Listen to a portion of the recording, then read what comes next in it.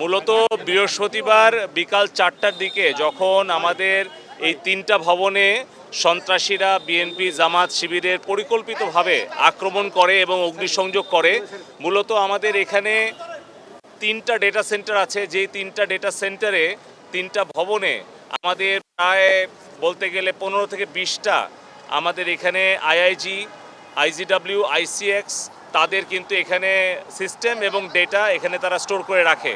তো বৃহস্পতিবার বিকাল 4টার দিক থেকে কিন্তু আমাদের এই 3টা ডেটা সেন্টার সম্পূর্ণভাবে শাটডাউন হয়ে যায়। কারণটা হচ্ছে আপনারা দেখছেন যে তারগুলো পুড়িয়ে দিয়েছে এবং পাওয়ার এবং ইন্টারনেট সহ পুরো ব্যবস্থাটাই সেই সময় বিচ্ছিন্ন হয়ে যায় এবং আমরা ইন্টারনেট বন্ধ করতে বাধ্য হই। এবং এখন পর্যন্ত আমাদের এই 3টা ডেটা সেন্টার তারা মেরামত কাজ শেষ করে এখনও পর্যন্ত সম্পূর্ণ অপারেশনাল হতে পারেনি।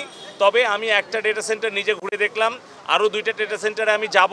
তাতে আমরা আশা করছি যে হয়তো কিছু সময়ের মধ্যেই আমাদের যেই ঢাকা কোলো সিটি এবং এনআরবি এদার 3টা প্রাইভেট ডেটা সেন্টার এন্টারপ্রেনার, পাশাপাশি আমাদের এখানে আইএসপিএবি সভাপতি আছে এমদাদ ভাই এবং অন্যান্য যারা আইআইজি এবং আইসিএক্স তাদের সবার সাথে কথা বলে বিটিআরসির চেয়ারম্যান, আমাদের সচিবদ্বয় সবাই মিলে আমরা আশা করছি যে খুব শীঘ্রই আমরা ইন্টারনেটটাকে অপারেশন করতে পারবো। তারপরেও এই ডেটা সেন্টারের মালিকরা এবং যারা আপনারা দেখছেন কাজ করছে, যারা নেটওয়ার্ক মেরামত করছে, আমাদের মাঠে কাজ করছে, তারা কিন্তু এই কারফিউয়ের মধ্যে সেনাবাহিনীর তত্ত্বাবধানে তারা কিন্তু এই মেরামত কাজগুলো চলমান রেখেছে।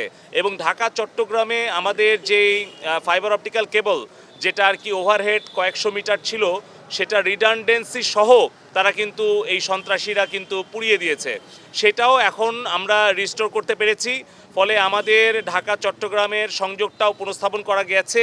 ফলে আমাদের একদিকে যেরকম আমাদের ডেটা সেন্টারগুলো অপারেশনাল প্রায় হয়ে গেছে, অপরদিকে সঞ্চালন লাইনগুলো যেগুলো আমরা জানতে পেরেছি সেগুলো আমরা মোটামুটি একটা পুনঃস্থাপন করতে পেরেছি।